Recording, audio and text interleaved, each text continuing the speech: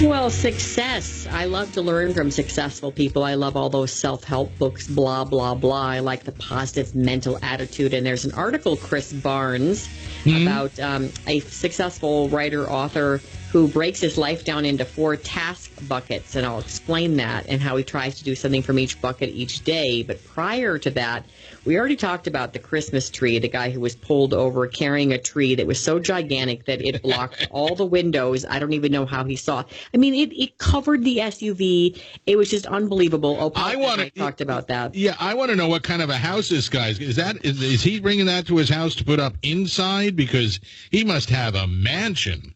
I mean, that thing was enormous. Okay, so here is the story that also defies common sense along with the Christmas tree story, and it is called the human piggy bank. Trevino found this, and doctors removed, this is, I'm like, oh, he ate a few coins. No, 263 coins, 100 nails, a rusty piece of iron shackle, dozens of razor blades, glass shards, and stones from his stomach.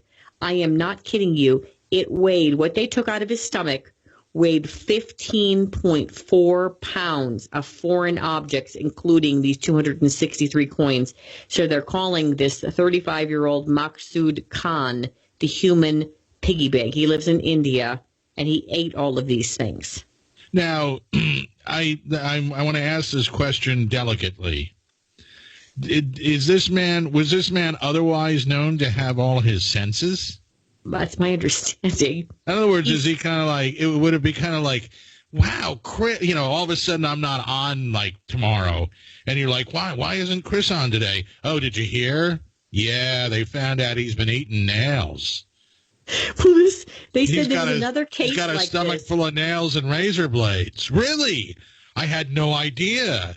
Well, it's really a miracle he survived this. They said that he had no trouble in the beginning, but he narrowly avoided a fatal outcome because these things obviously should not have been in his digestive tract. And they do talk about another case similar to this from 2015 when a Mr. Singh, who was suffering from depression, and he was known in his family to have weird eating habits. He also had a lot of things removed. They show like a picture of what was taken out of his stomach, and I can't believe that he survived. One doctor said that the operation was done in the nick of time, as some nails had pierced his stomach, causing some bleeding.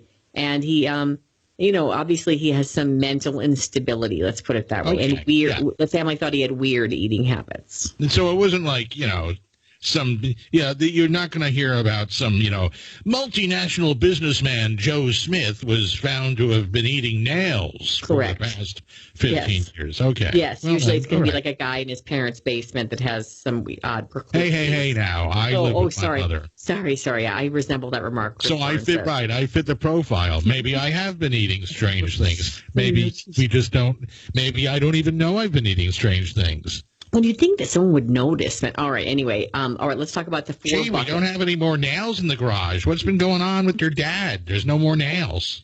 It's so weird. All right. There's money missing from the bedroom. There's an author that breaks his life into 4 buckets, and maybe the guy with the strange eating habit should try this. So it's, John Gorman is his name, and he has, rather than like a plain old to-do list, he has 4 buckets, and he tries to do something from each bucket each day.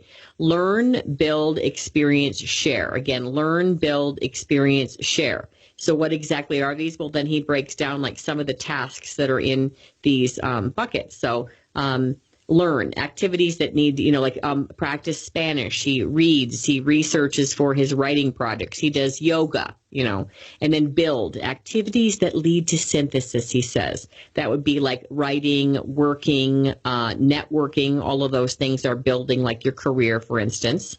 Then experience. This is my favorite. Activities that lead to happiness. You've probably noticed from my Facebook that I like to do a lot of family adventures. The kids love that about me. Like they want a zip line, and they want like a swimming pool, and they want like a trampoline in the backyard, and I buy these really crazy swings that like 4 kids can get on. Like I'm all over that. My husband is a total curmudgeon. Like, we don't need a trampoline. That's all we need is our insurance rates to go up. We don't need another darn swing. When I was a kid, we didn't have trampolines. We just jumped up and down on the bed, and we liked it. Wait, but here's the thing. No, when he was a kid, his parents put a pool in the backyard. Oh, that's right. He had every fun thing, and I'm like, wait a second. You had every fun thing in your childhood, and I had nothing. I lived in low-income housing, so now I want my kids to have a backyard that's like a mini Disneyland. But oh no, he doesn't want to deal with the hassles of other kids coming to our yard and stepping on our grass. Right, or getting hurt on the trampoline. I'm not having the neighborhood come over and jump on a trampoline and sue us. That's the first thing the insurance company asks. Do you have a trampoline? Right. That's how they get you. Wait, so okay, now we got learn, build, experience is the third bucket, which I love. It's like travel and golf and eating and fun meals and family activities, and we're doing puzzles right now, and we do family game night. We have the toilet game that might grate. I don't want to hear about the toilet game. Yeah, and you do the little lever on the toilet, and when you lose, it sprays you in the face. No, I don't want to hear about the toilet game. Move on. What's that? My aunt and grandma playing that. It's hilarious. I don't want to see your grandma playing the toilet game. What's that? Wait, and then they wear headbands for the headband game. It's hilarious, Chris. Okay, and the last bucket is share. Activities that lead to community, like you do, nights out with friends, calling and texting, dating, and then they put in their sex, which I do not want to talk about with you, Chris. Oh, is that all good? Can we wrap it up now? But you talk about the toilet game. We'll be right back. Balance of Nature's fruits and veggies. By the time I reached 1 year period,